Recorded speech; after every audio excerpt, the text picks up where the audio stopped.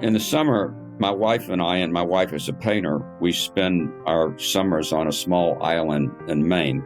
There are no roads or bridges to the island, so every person on the island, there's 6 families, we all have our own boats and our own docks. And one night I was coming back to my house on the island. I was out in the ocean in my boat. It was very late at night. I think it was after midnight. A very dark night sky, no moon, but a clear sky, so the stars were fierce. I would describe them, fiercely shining.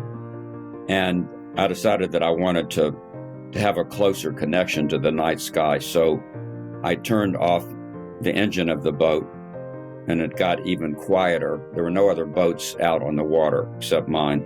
And then I turned off the running lights of the boat, and it got even darker. I lay down in the boat and looked up at the sky. After a few moments, I felt like I was dissolving into the sky. I lost track of my body, I lost track of time, lost track of myself, and I was just merging with the stars up there. And I felt like I was really a part of the heavens.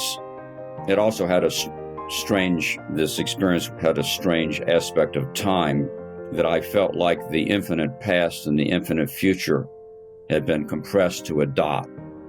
And it was just this moment of existence. I don't know exactly how long I was lying there because I didn't look at my watch.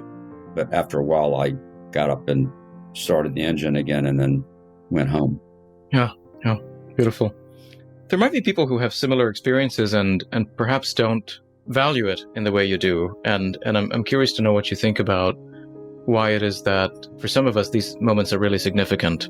And for others, they might be, Well, I don't really know. I think that all of us have experiences that have some similarity to this one that may not be lying on a boat in Maine. Yeah. There's a Hindu expression called darshan, and you probably are very familiar with it, coming from India. Yeah. Which, I think there are several different translations of it, but I translate it as being open to the divine, or being open to the sublime, I would say. And I think that in Hinduism, at least, that we are encouraged to be open to the sublime.